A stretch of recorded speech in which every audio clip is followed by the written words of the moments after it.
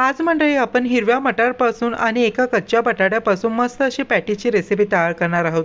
नाश्त्यासाठी अगदी झटपट ही पॅटीस तयार होते आणि मुलांच्या टिफिनसाठी बेस्ट पर्याय आहे। अगदी कुरकुरीत चवीला तर एकदम खमंग रेसिपी तयार होते, मस्ट ट्राय। वाटाणा पॅटीस तयार करण्यासाठी सर्वप्रथम मी इथे अर्धा किलो इतकं फ्रेश मटार इथे सोलून घेतलेला आहे। आता आपल्याला बेसिक वाटण तयार करायचं, त्यासाठी मिक्सर जारमध्ये लसणाच्या पाकळ्या, अद्रक आणि भरपूर सारी मिरची टाकून छानपैकी बारीक वाटून घ्यायचं आहे। मिरचीचं प्रमाण मी जास्त घेतलेलं कारण की मला इथे तिखट पॅटीस बनवायच्या आहेत। आता वाटलेल्या वाटणामध्ये आपल्याला लगेच 1 कप इतके फ्रेश मटार ऍड करायचे आणि छान प्रकारे हे देखील आपल्या या पद्धतीने एकदम भरटसं वाटून घ्यायचं आहे। हे बघा, एकदम सुंदर असं क्रीमी मिश्रण तयार झाले आहे, त्याला बाउलमध्ये काढून घ्यायचं आहे।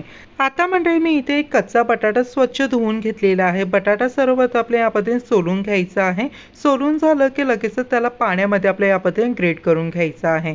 बटाटा व्यवस्थित किसून झालं की लगेच आपल्या बटाटा पाण्यामध्ये स्वच्छ धुवायचा आहे, म्हणजे बटाट्यामध्ये असलेला स्टार्च पूर्णपणे पाण्यामध्ये निघून जाईल।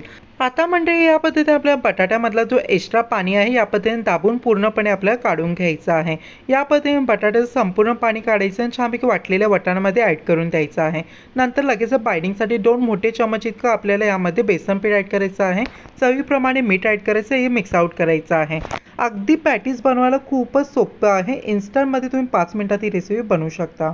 व्यवस्थित मिश्रण मिक्स आउट करून झालं की लगेच याची या पद्धतीने बॉल्स तयार करायचे आहेत आणि एकदम जाडसर या पद्धतीने टिक्के बनवायचे आहे। आता मी एका प्लेटमध्ये छान प्रकारे रवा काढून घेतलेला आहे।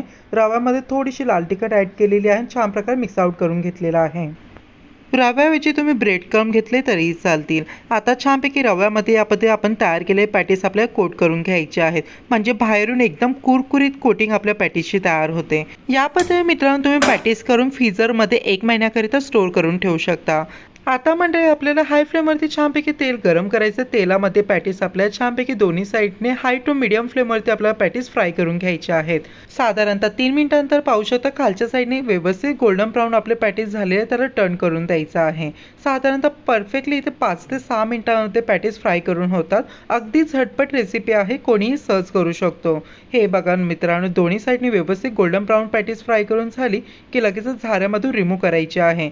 बिलकुल भी हे पॅटीस तेलकट होत नाही, नाश्त्यासाठी एकदम उत्तम पर्याय आहे, मस्ट ट्राय। अगदी मंडळी हा नाश्ता करायला एकदम सोपा आहे। तसं हे बघा, बाहेरून जितका कुरकुरीत आहे आतमधून तितकाच खमंग तयार होतो। नक्की ट्राय करून बघा।